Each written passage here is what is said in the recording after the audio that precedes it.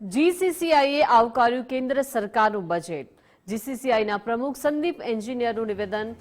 ઇકોનોમીને વેગ આપનારું આ બજેટ છે. એમએસએમઈને ઘણી બધી રાહતો મળી છે. એઆઈ સેક્ટરને આગળ લઈ જશે આ બજેટ.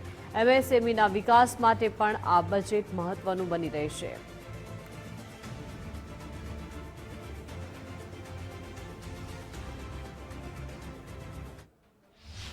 આ બજેટમાં ગવર્મેન્ટે ઇકોનોમી બેલેન્સ કરીને ચાલવું પડશે ગ્લોબલ ચેલેન્જીસની વચ્ચે, અને એ જોવામાં મળે છે.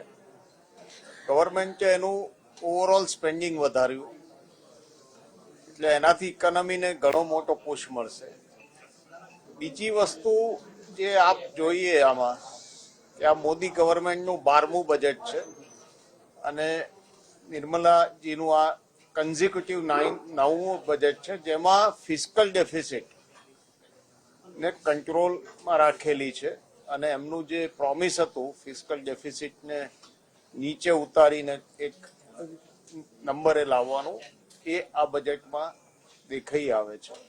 અને આજની ગ્લોબલ પરિસ્થિતિમાં સ્પેન્ડિંગ વધારવું, ઇન્ફ્રાસ્ટ્રક્ચરને પુશ આપવો, એમએસએમઈ માટે ઘણી રાહતો જાહેર કરવી અને તેઓના કર્તવ્ય પાથ ઉપર આગળ વધવું, તે આ બજેટનો એક સંકેત છે. અને ગ્લોબલ ચેલેન્જીસ વચ્ચે આપણે આ બજેટને જોઈએ તો તે ખૂબ જ આવકાર્ય બજેટ છે.